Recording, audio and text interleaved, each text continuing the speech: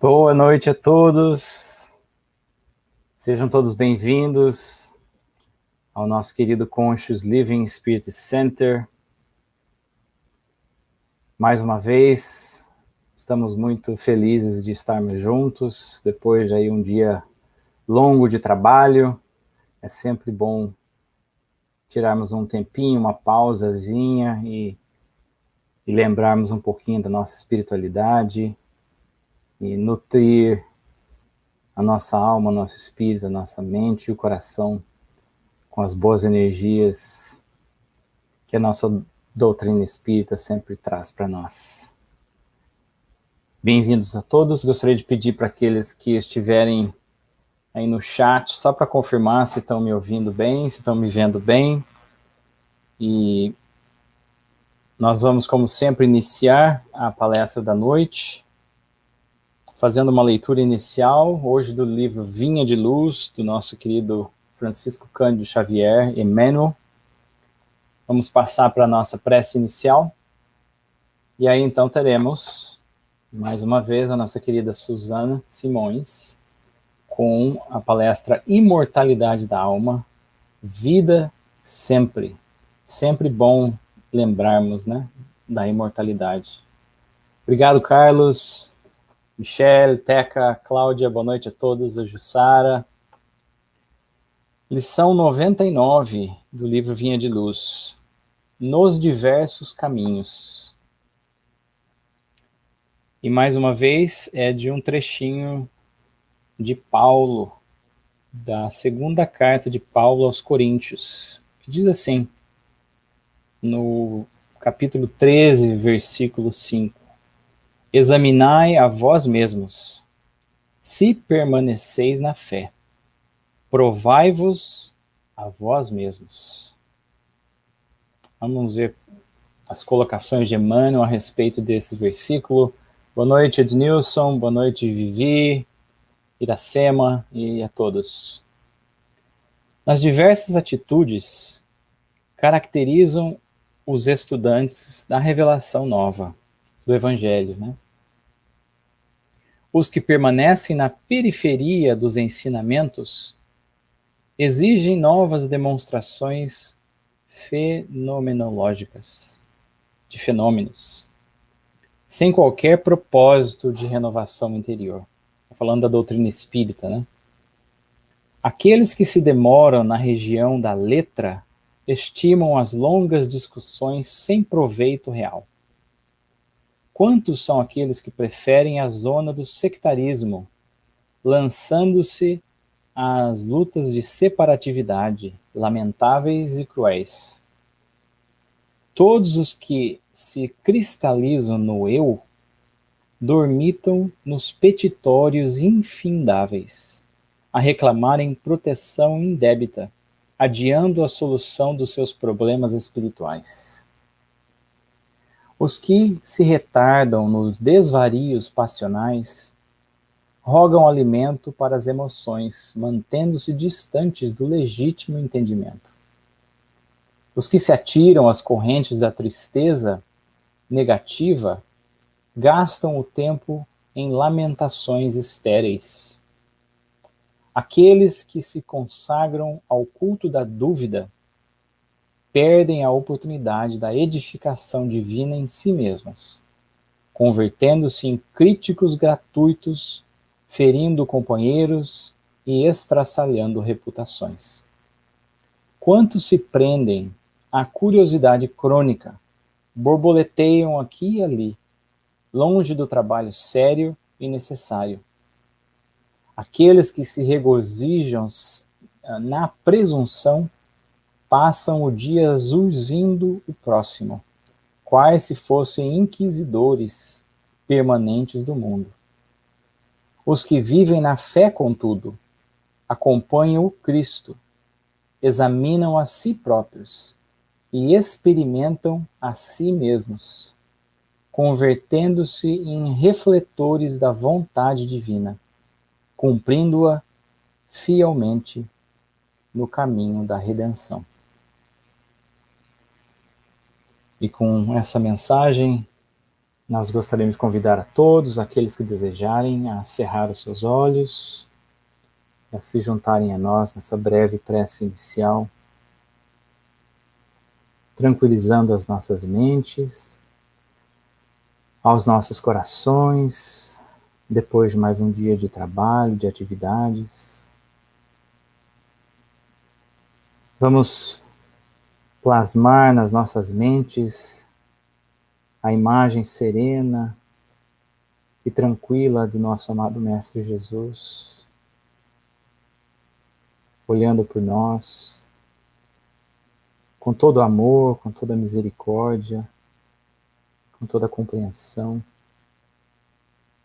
Amado Mestre Jesus, agradecemos, Senhor, pelas vossas luminosas palavras e exemplificações que trilharam para nós o caminho do bem, da felicidade. Auxilia, Senhor, que nesses breves instantes nós possamos juntos fazer um esforço de nos mantermos presentes a fim de absorver as explanações da noite, absorver o alimento para a alma, que tanto fortalece a nossa vontade nos momentos difíceis. Agradecemos, Senhor, a presença e o amparo constante dos nossos espíritos protetores, que possam estar conosco nesses instantes, junto dos nossos familiares, em nossos lares. E pedimos, Senhor, que possa ainda auxiliar aqueles que por motivo ou outro não puderem se encontrar, se reunirem conosco.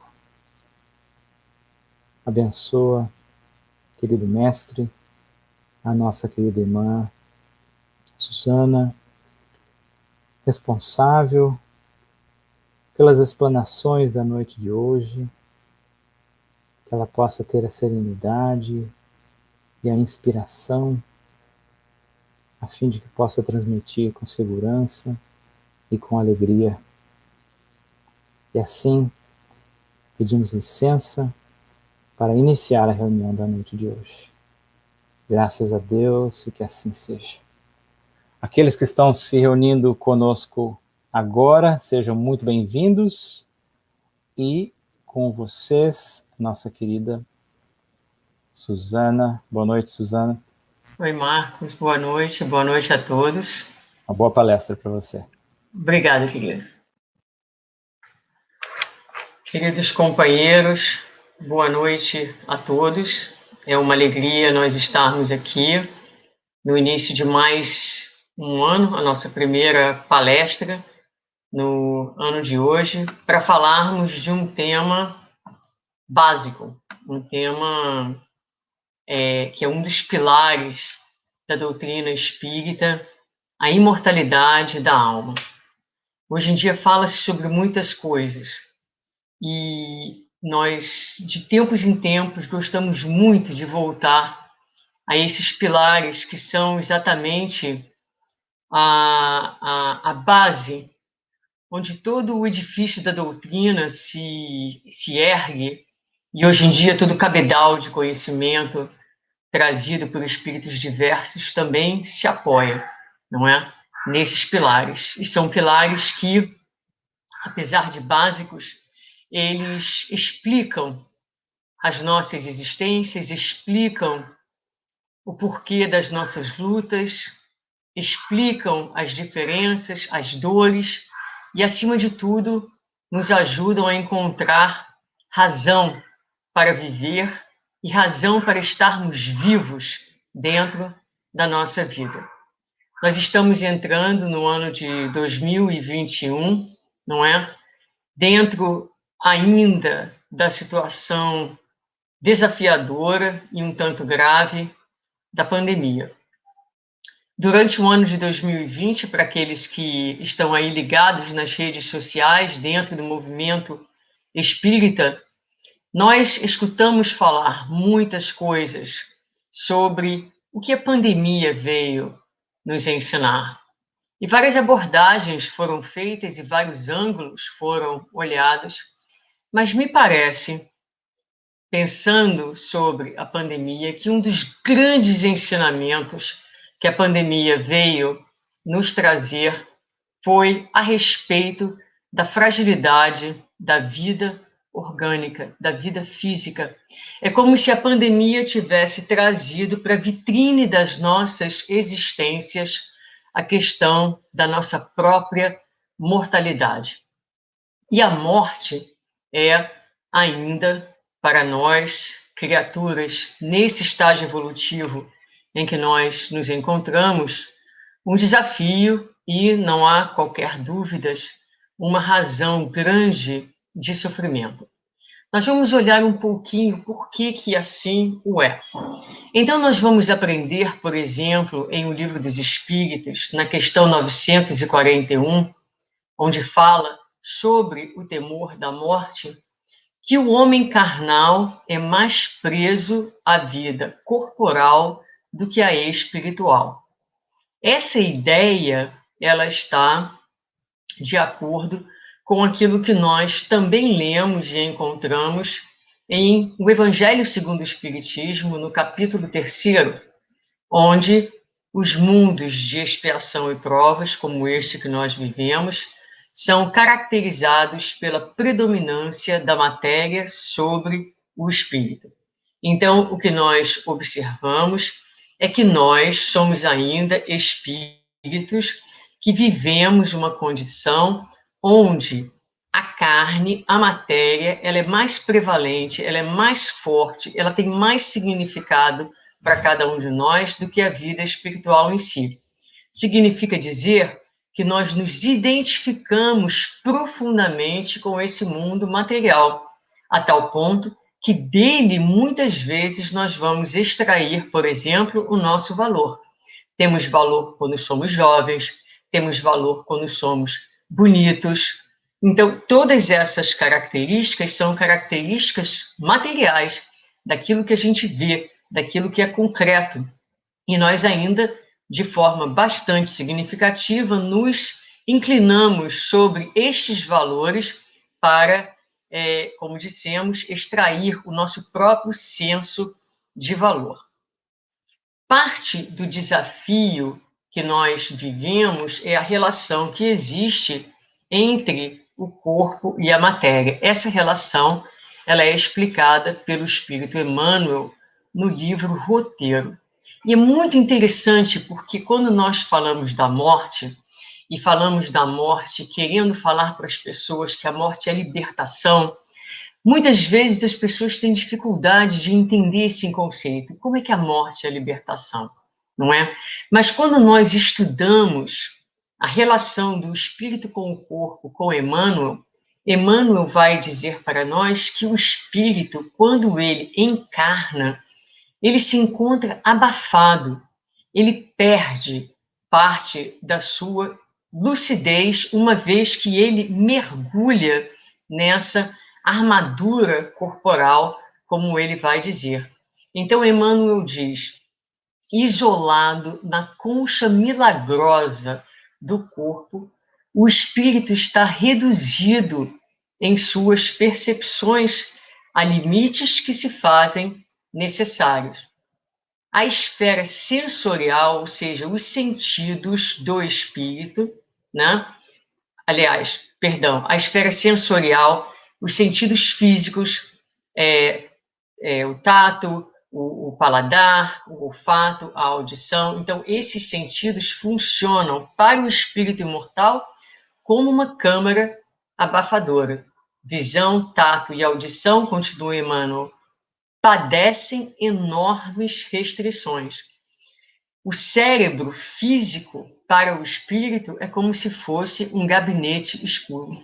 Então, meus irmãos, vamos começar trabalhando essa ideia na nossa mente, porque é importante que ao final da nossa reflexão, essas ideias comecem a tocar as fibras da nossa alma e nós entendamos, não só cognitivamente, mas sensorialmente, do que estamos falando. Para o espírito, a matéria é uma concha limitadora. Emmanuel vai usar a expressão como o espírito se encontra dentro das grades dos sentidos fisiológicos ou aprisionado no castelo corpóreo.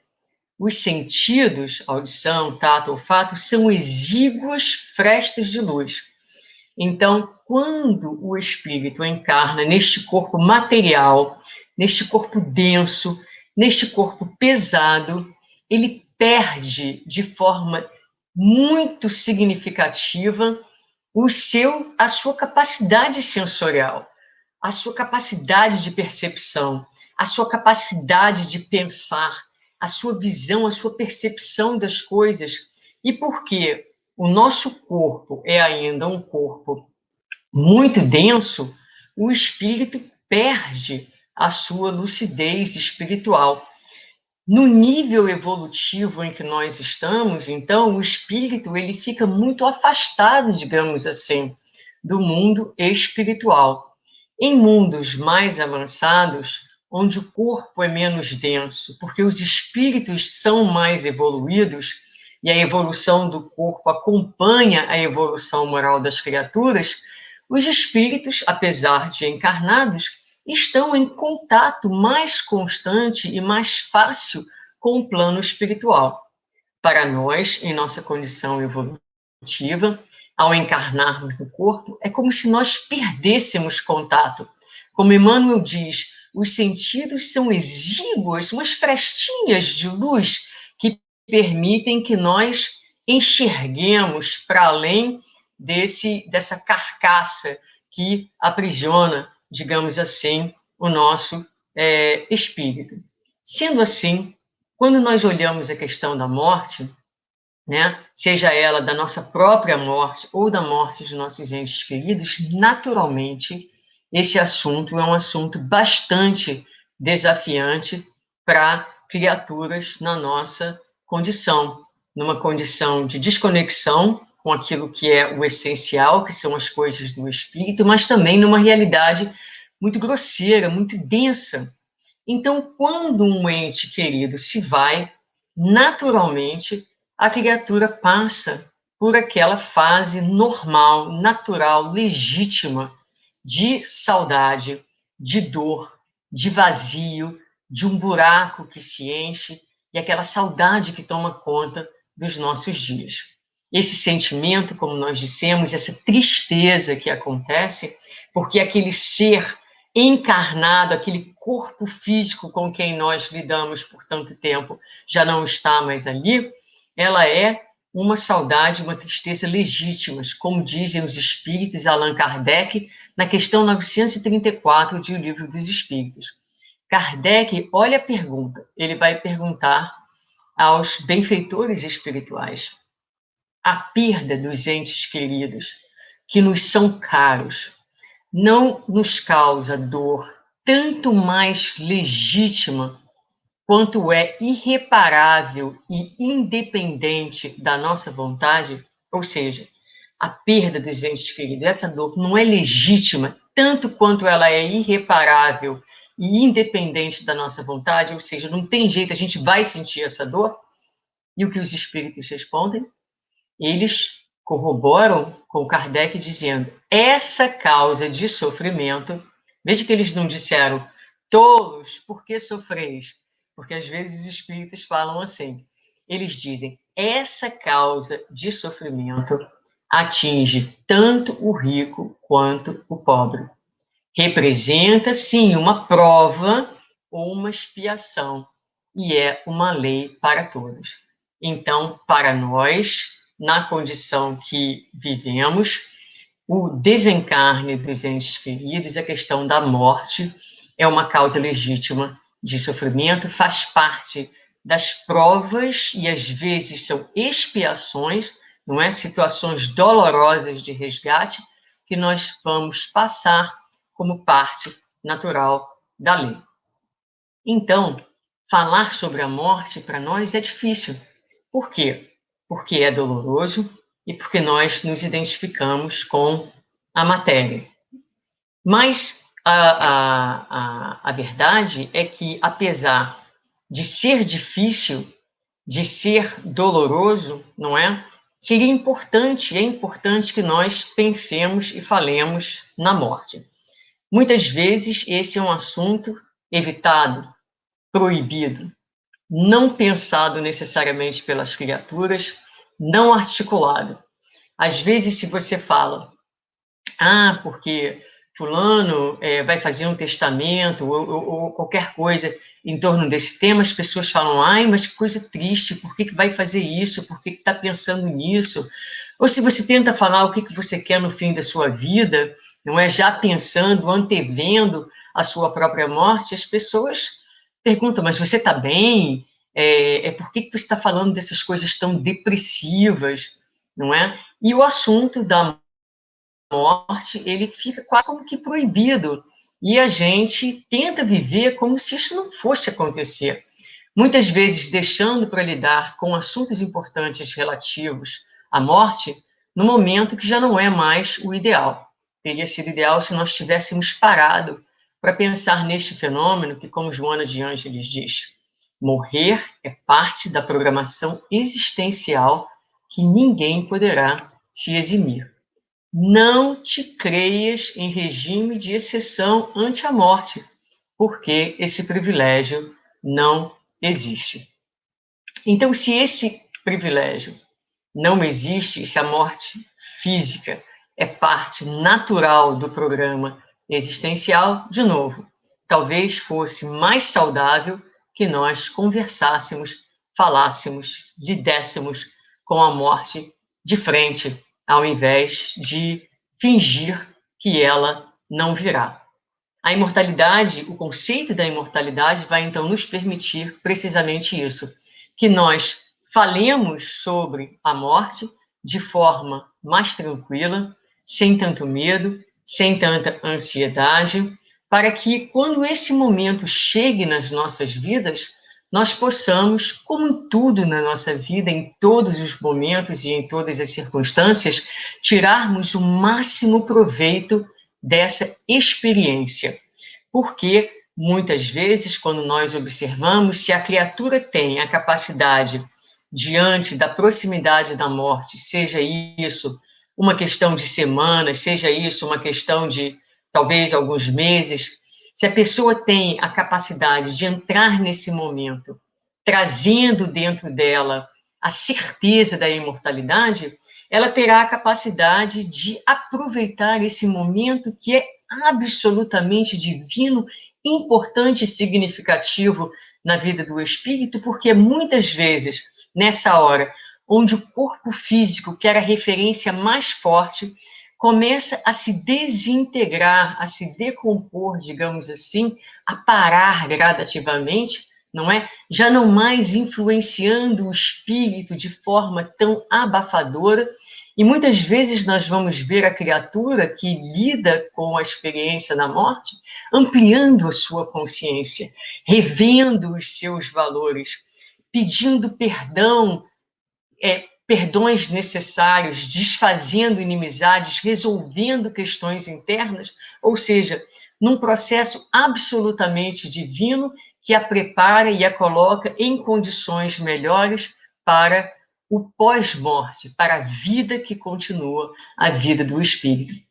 Então, se nós pudermos falar sobre a nossa morte, o que você quer nos seus últimos dias da existência? O que será importante para você? Que experiências, que pessoas você quer ao seu lado? Onde você quer estar? O que importa para você? Dias prolongados ou dias com qualidades? Tudo isso nós podemos conversar, tudo isso pode ser falado com mais naturalidade quando trazemos dentro de nós a certeza absoluta da nossa imortalidade.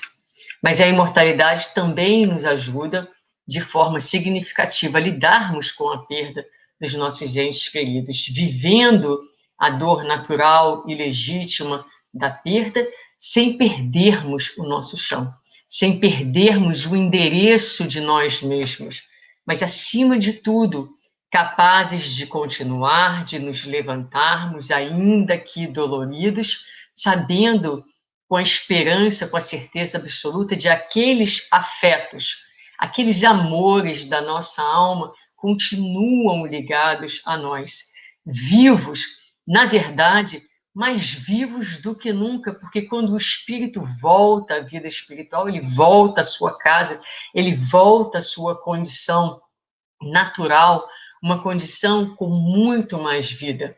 Então, nós lidamos com a dor, sentimos, mas sabemos, este amor está livre e prossegue vivo. E eu agora sigo honrando a sua memória e o seu afeto, vivendo o melhor que eu puder os meus dias, para que a minha vida também seja cheia de sentido e um dia nós possamos nos reencontrar. E, finalmente, a imortalidade vai nos ajudar na nossa chegada e adaptação ao mundo espiritual, ao qual nós abordaremos um pouquinho mais para frente. Mas, então, se a questão da imortalidade é assim tão fundamental e nos ajuda em questões e momentos tão críticos da nossa existência, é importante que nós aprofundemos um pouquinho essa questão. E vamos fazer com um rápido bate-papo, um ping-pong aqui, entre algumas questões de O Livro dos Espíritos, começando com a questão 23, onde nós vamos rever rapidamente 10 questões. Questão 23, onde Kardec pergunta aos espíritos o que é o espírito. E aí nós vamos aprender que há no universo o elemento material que dá origem a todas as coisas e um elemento espiritual que dá origem aos espíritos, que são o princípio inteligente do universo. E na questão 76, Kardec vai então perguntar aos espíritos que definição se pode dar dos espíritos. E aqui, quando ele pergunta dos espíritos, ele usa espíritos com E maiúsculo. E os espíritos vão responder de novo. Pode-se dizer que os espíritos são seres inteligentes da criação. Povoam o universo fora do mundo material. Mas aqui há uma nota onde então, destacado o fato de que aqui espíritos com E maiúsculo fala dessa individualidade. Para além de ser o princípio inteligente, o espírito imortal é uma individualidade que continua. Na questão 85, Kardec vai perguntar aos espíritos: qual dos dois mundos, o mundo espiritual ou o mundo corporal, é o principal na ordem das coisas? E os espíritos vão dizer: o mundo espiritual, porque preexiste e sobrevive a todas as coisas. Ah, Suzana, mas isso aí eu sei, né? A gente sabe que é o mundo espiritual. Sabe, mas não sabe. Sabe na teoria, mas na prática nós achamos, convivemos e pensamos, e as nossas ações refletem uma vivência como se isso daqui fosse, na verdade, o mundo real. Como se a Terra, os valores da Terra, fossem os valores reais, quando assim não é. Na questão 134, os espíritos perguntam a Kardec: o que é a alma? Um espírito, com letra maiúscula, uma individualidade encarnada. Então, fora da carne, espírito, dentro da carne, alma. Kardec ele vai e volta nas mesmas perguntas, né? 134A, que era a alma antes de se unir com o corpo. E ele vai dizer espírito. Muito bem. O que se torna a alma, já na questão 149, o que se torna a alma no instante da morte? Volta a ser espírito, isto é, retorna ao mundo dos espíritos, onde havia deixado momentaneamente. Eu quero trazer essa palavra, estou grifando ela aqui, né? Como diz minha mãe, com o lápis na mão, porque ela está sempre com o lápis na mão, grifando essa palavrinha aqui. Volta a ser espírito, retorna ao mundo dos espíritos que havia deixado momentaneamente. Então, olha a ideia. A nossa encarnação é uma saidinha rápida do mundo espiritual, onde a gente vem aqui, torna a pátria principal, a pátria primeira, que é o mundo dos espíritos. Isso aqui, então, se a pátria espiritual é primeira, isso aqui é secundário, não é? É segundo mundo, não é o primeiro, primário, a origem. Este é o mundo espiritual. Muito bem. Após a morte, lá da questão 150, a alma conserva a sua individualidade? E os espíritos respondem, sim, jamais a perde. O que seria dela se não a conservasse? Por individualidade, então, a gente vai entender as nossas características de comportamento, os nossos saberes, o nosso conhecimento, os nossos valores, as nossas ideias, tudo isso compõe a nossa individualidade. Nada que seja material, mas tudo aquilo que faz parte de quem nós somos, de onde nós estamos moralmente, intelectualmente, dentro da nossa jornada evolutiva. Na questão, estamos quase terminando. Na questão 166, então Kardec vai perguntar: como pode a alma que não alcançou a perfeição durante a vida corporal terminar por depurar-se? E os espíritos vão dizer, sofrendo a prova de uma nova existência. Aqui, os espíritos trazem, então, a ideia da reencarnação. Então, precisamos de várias existências para continuar essa trajetória evolutiva de aprendizado e chegarmos a um estado de felicidade, digamos assim, de felicidade absoluta.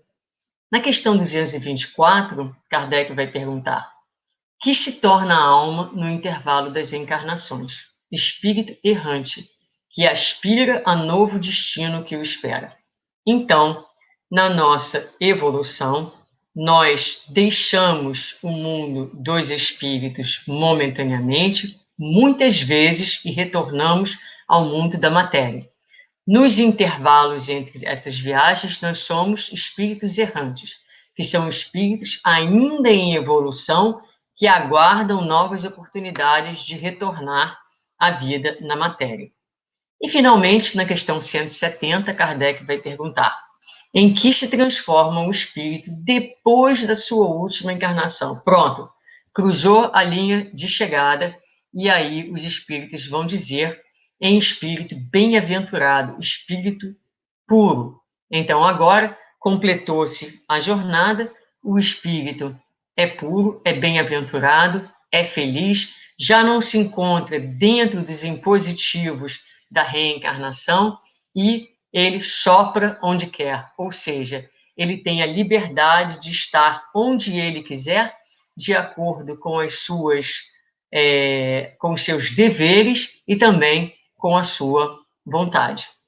Então, gente, 10 questões básicas, mas não tão básicas, de O Livro dos Espíritos, que nos falam da essência da nossa existência, não é?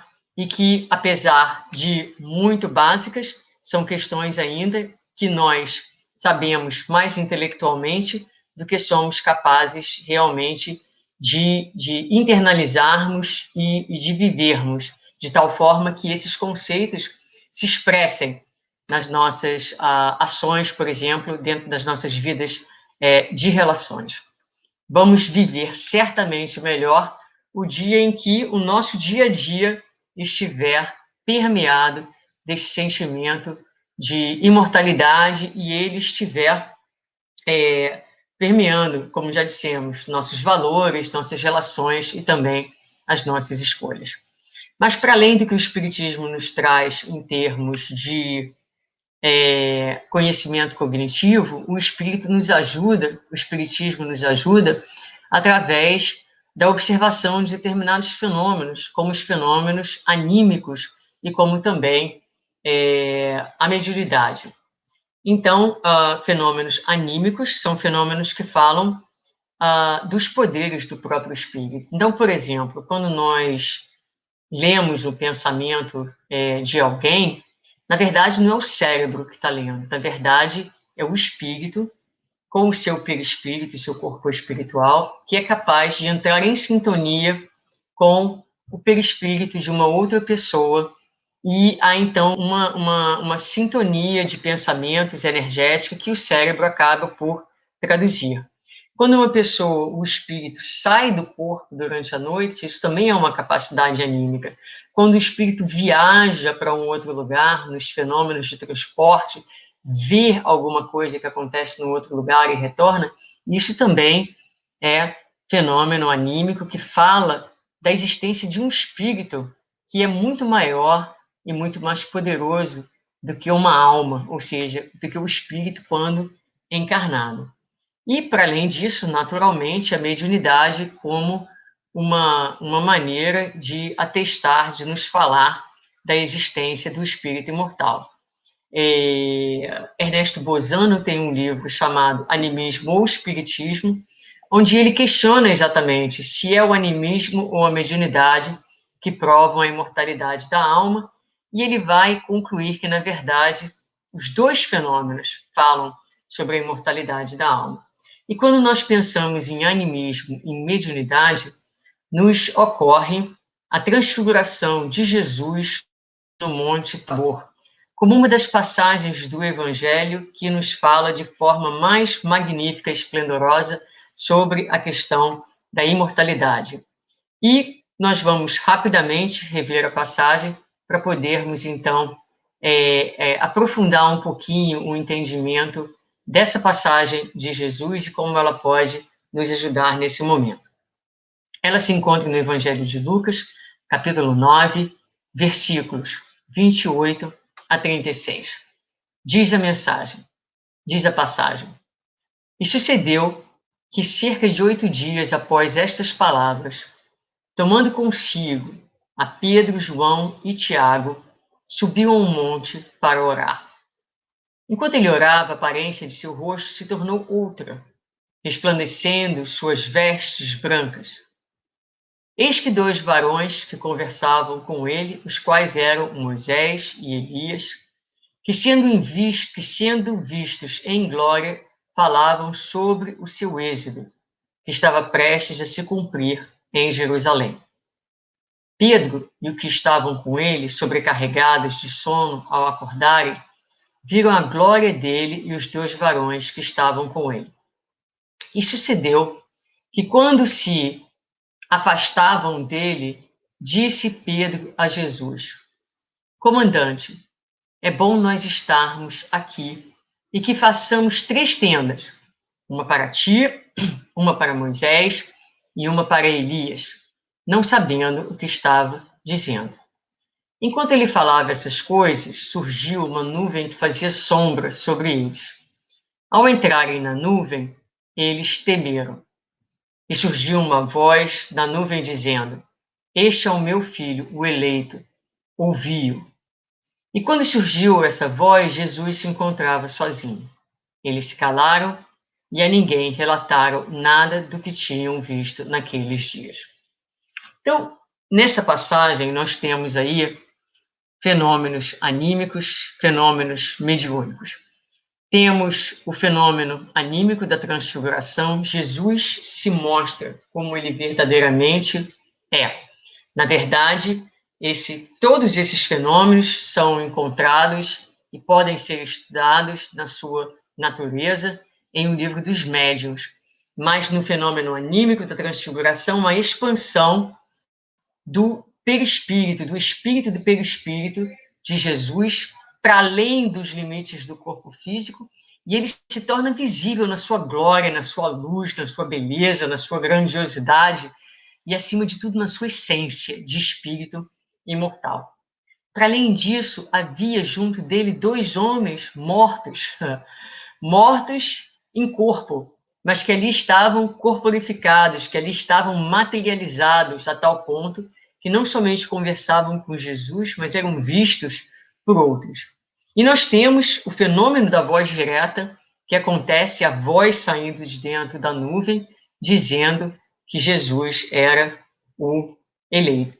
Então, essa passagem, tudo nela nos fala de imortalidade e de vida que continua.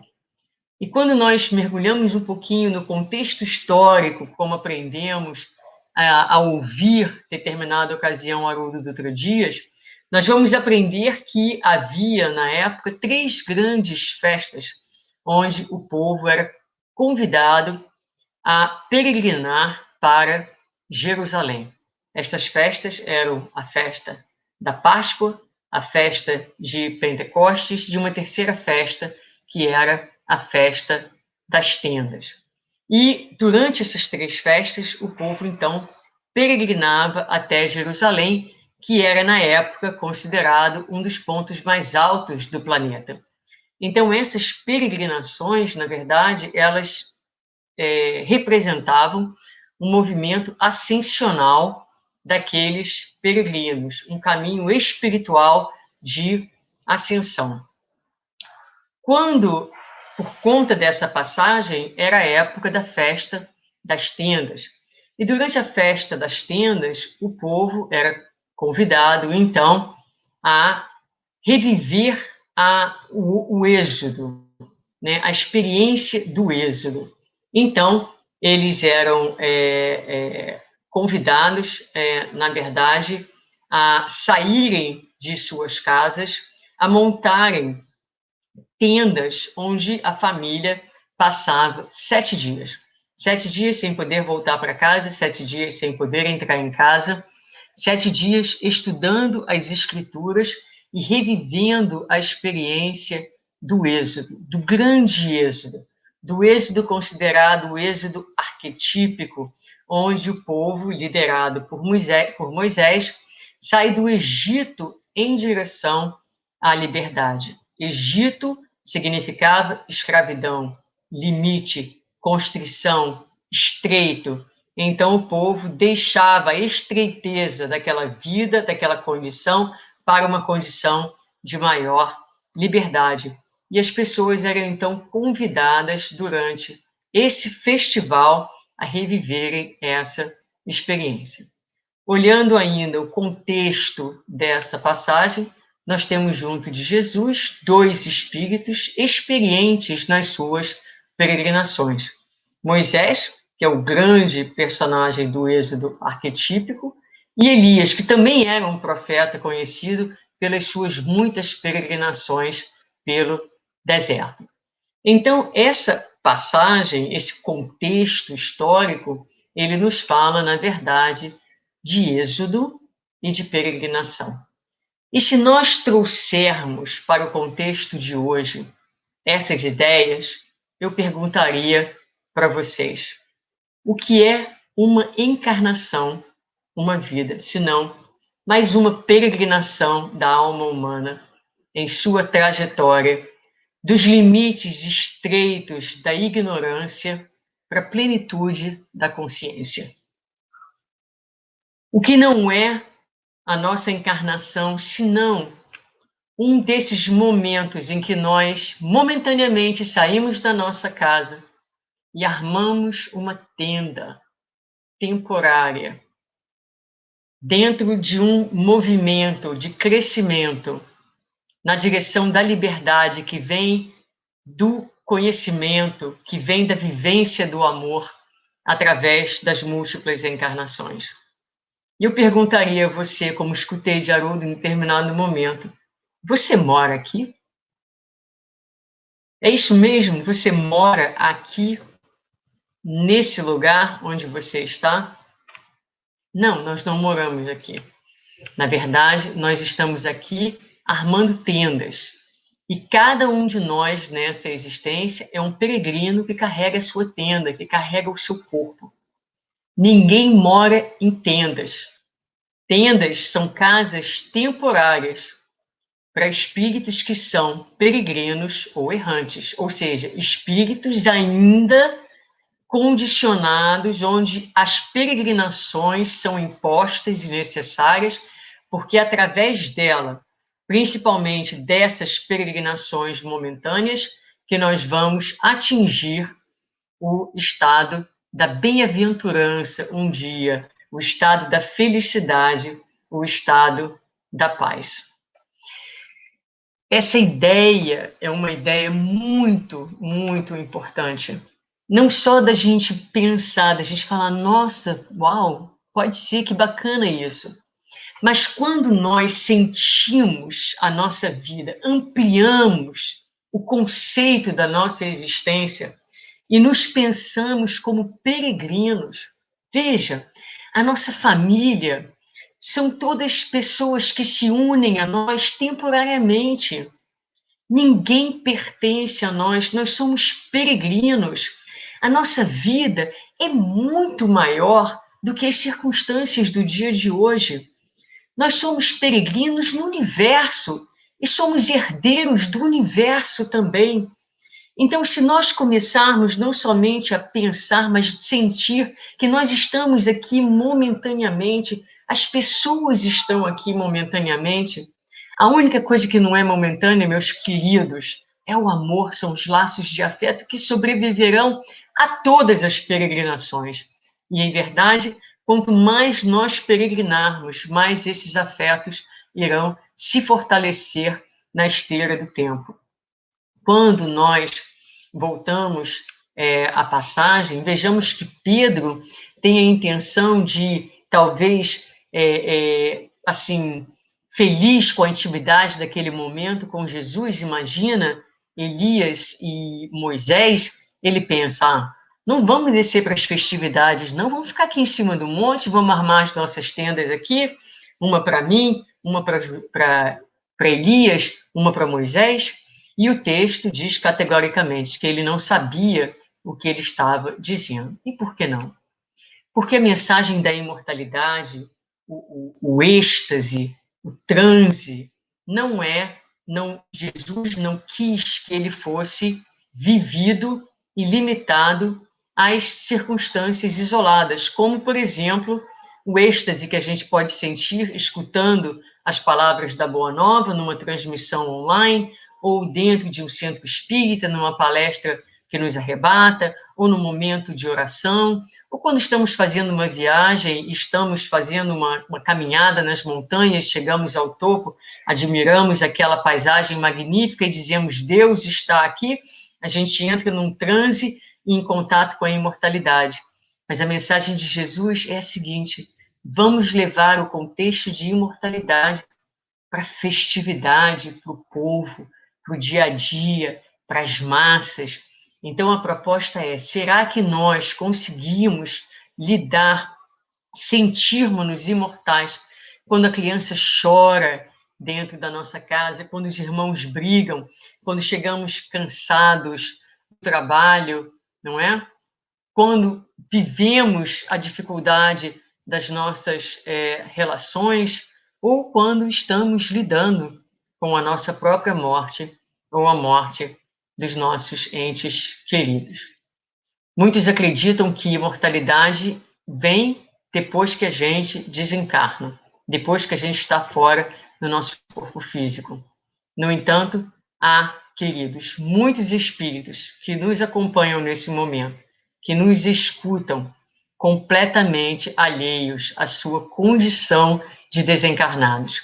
Espíritos que passam para o outro lado da vida e continuam vivendo as suas vidas como se ainda estivessem dentro de um corpo físico, porque a morte, o desvestir deste corpo material, não significa necessariamente a vivência da imortalidade.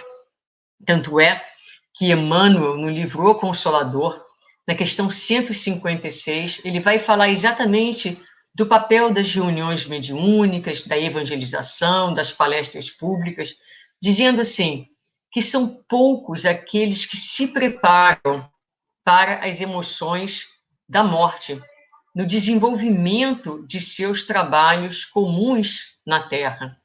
E, frequentemente, as meditações da enfermidade, não é? Aquele momento final onde o espírito mais fragilizado fisicamente tem a condição de se fortalecer espiritualmente, frequentemente, essa fase final, não é?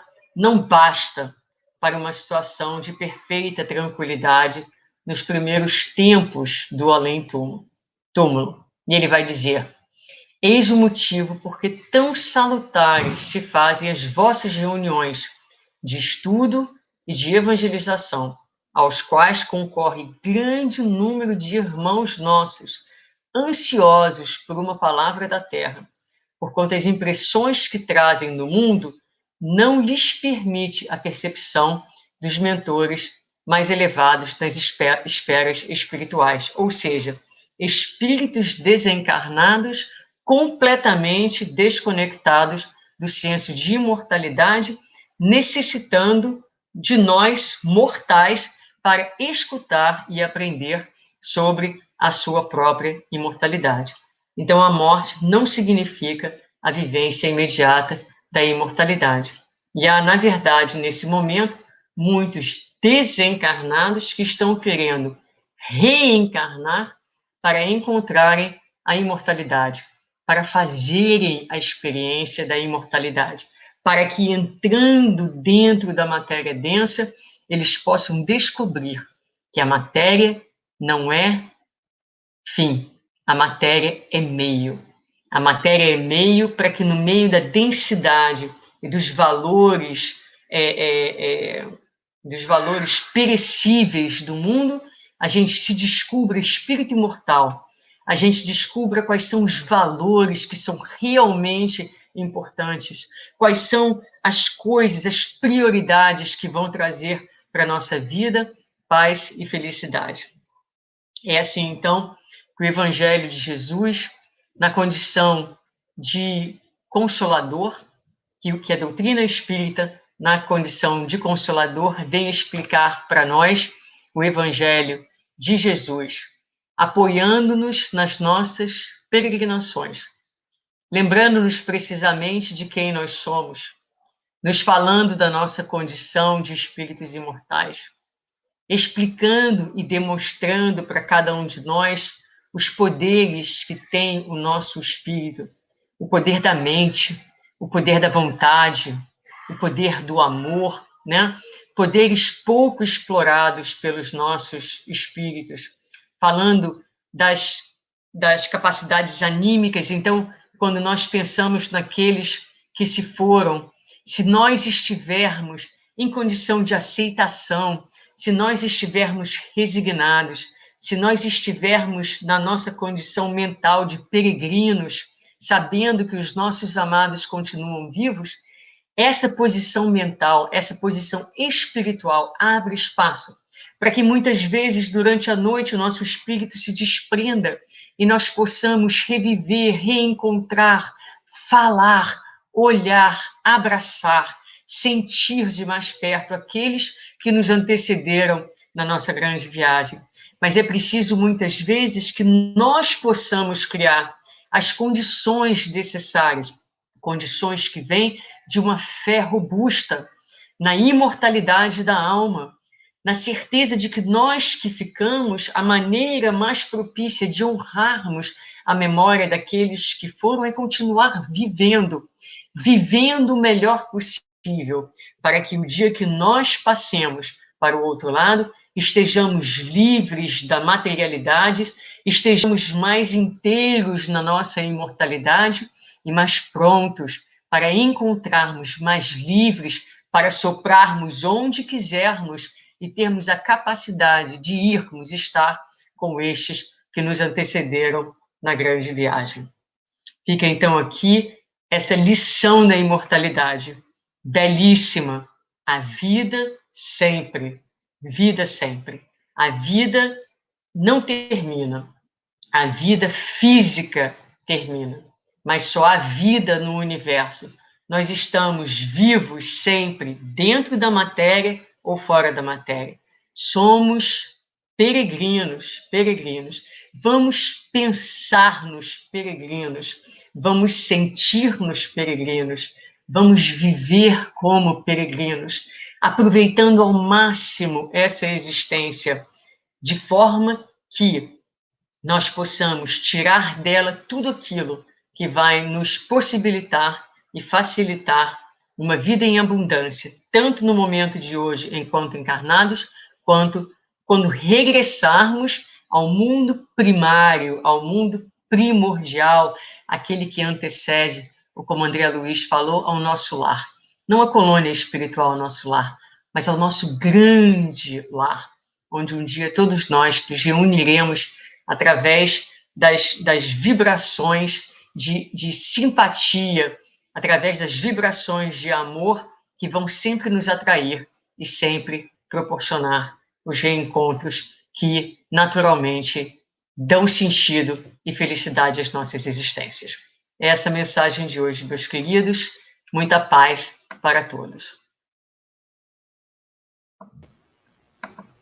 Suzana, muito obrigado. Que reflexões tão reconfortantes, tão encorajadoras, nas dificuldades que muitas vezes a gente passa e no mundo revolto aí fora. As suas palavras e as lembranças dos ensinamentos de Jesus e da nossa amada doutrina espírita enchem os nossos corações de ânimo, de alegria. Muito obrigado. Estou vendo aqui muitas mensagens da Jussara, a Luciana, a nossa querida Teca, Vivi. Um grande abraço para todos. Obrigado por estarem conosco. Suzana, é muito pedir para você fazer a prece final para nós? Não, vamos lá. Vamos fazer a nossa prece final. Por favor. E aí eu tenho um recadinho para todos antes da gente encerrar. Tá, joia. Então, meus queridos, no fim dessa reflexão, nós elevamos ainda o nosso pensamento a Deus, nosso Pai, Jesus, nosso Mestre, pedindo que nos abençoe a todos,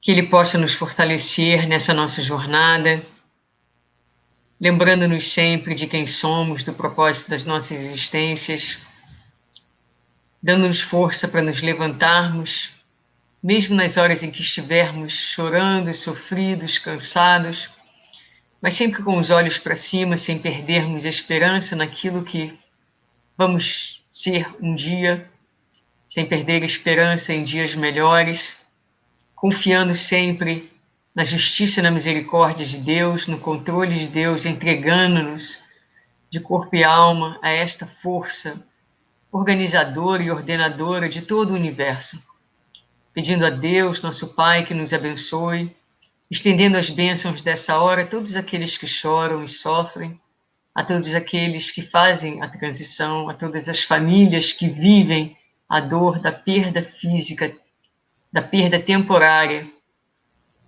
que todos possam ser confortados nesse momento, mas que possam prosseguir com esperança, com os olhos para o céu, e que a doutrina espírita continue a ser este sol dentro das nossas almas, fazendo luz ainda nos momentos de maior escuridão, para que possamos continuar peregrinos fortes, determinados, caminhando na direção da luz.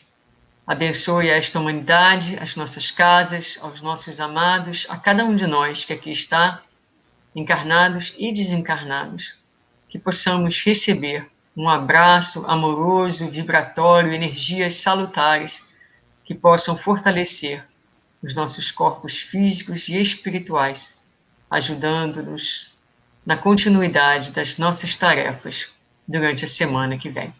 Que assim seja, graças a Deus. Graças a Deus. Obrigado, Suzana. Eu vou dar um recadinho rápido aqui para todos, que a nossa querida Abigail me pediu. Na verdade, é um lembrete sobre o retorno da palestra interativa de segunda, que vai voltar a estudar as parábolas e as curas de Jesus. Lembrando a todos, então, nas segundas-feiras, começando agora dia 1º de fevereiro, já estamos entrando em fevereiro, incrível, 8 da noite, e vai ser transmissão pelo Zoom. Então, fiquem ligadinhos, aqueles que estão no WhatsApp do Conscious Living vão receber o lembrete, e também no Facebook, e talvez no website, tá bom? Então, participem.